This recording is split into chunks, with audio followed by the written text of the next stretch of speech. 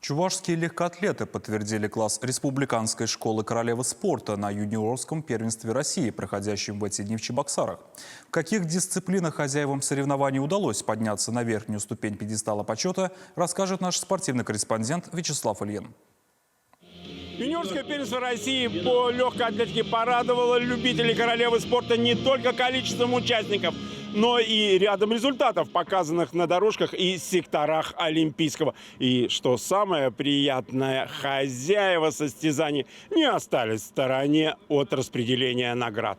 Беговые дисциплины на средней и длинной дистанции по-прежнему остаются трендом чувашской легкоатлетической школы. Первую медальную копилку хозяев турнира удалось пополнить подопечным заслуженного тренера СССР Михаила Кузнецова Анне Красильниковой, выигравшей забег на 800 метров. Не все, конечно, получилось, но в целом я довольна. Главное, что есть медаль. От сестры-близняшки не отстала и Анастасия. Правда, для того, чтобы подняться на высшую ступень пьедестала почета, ей пришлось преодолеть дистанцию в 3000 метров с препятствиями. Во-первых, развел двух сестер на разные дистанции. Это обязательно нужно. Два медведя в одной берлоге не уживаются, хотя даже если сестры. В моей памяти это всегда было. Впрочем, как показал забег в степельчезе, мастеров бега с препятствиями может готовить не только Михаил Кузнецов. В споре юниоров на этой дистанции золото российской пробы завоевал уроженец Ядринского района Александр Алексеев. Как рассказал в интервью подопечный заслуженного тренера России Валентина Давалова, успешному выступлению способствовала и смена прически. Волосы длинные, стричься не хочется, одевать некуда. Попросил, сплели.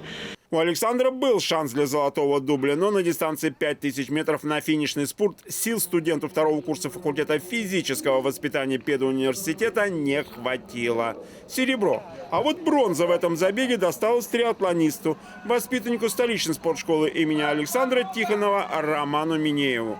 Интересно, что победитель юношеского первенства страны в дуатлон-спринте дистанцию в 12,5 кругов по стадиону бежал впервые. Очень повезло то, что выпала такая возможность в родных местах выступить на первенстве России по легкой атлетике. Неважно то, что категория старше, что весело было сегодня бежать. А вот сестрам Красильниковым в заключительный день удалось порадовать себя и наставника с золотом и серебром на дистанции в 1500 метров. Всего в активе хозяев 4 золотые и 2 серебряные, столько же бронзовых медалей первенства страны. Это позволило сборной Чувашии занять 8-е общекомандное место и сохранить свое присутствие в Суперлиге. Вячеслав Ильин, Вести, Чебоксары.